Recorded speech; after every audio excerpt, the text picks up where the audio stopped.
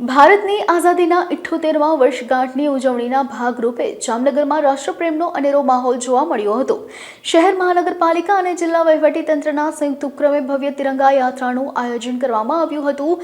તેમજ લાખા ગેટથી ધ્વજવંદન સાથે શરૂ થયેલી યાત્રા શહેરના મુખ્ય માર્ગો પરથી પસાર થઈ સરદાર પટેલની પ્રતિમા ખાતે સમાપ્ત થઈ હતી।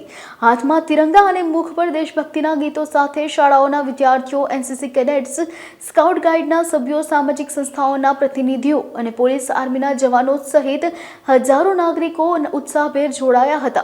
તેમજ આ ભવ્ય યાત્રા બાદ રણજીતનગર વિસ્તારમાં ધારાસભ્ય અને વહીવટી અધિકારીઓએ નાગરિકો સાથે મળીને સફાઈ અભિયાન પણ ચલાવ્યું હતું। નમસ્કાર।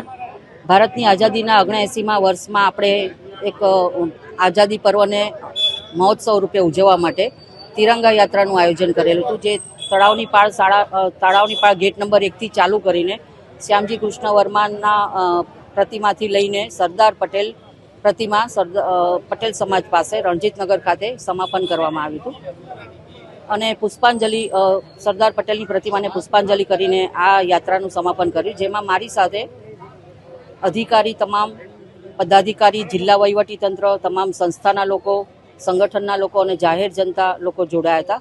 સાથે સાથે પુષ્પાંજલિ કર્યા પછી અમે સ્વચ્છતાનો પણ એક કાર્યક્રમ કર્યો હતો અને એમાં પણ મારી સાથે કલેક્ટરશ્રી, કમિશનરશ્રી, પદાધિકારી, અધિકારી અને તમામ ચૂંટાયેલા પ્રતિનિધિ તેમજ જાહેર જનતા જોડાઈ હતી।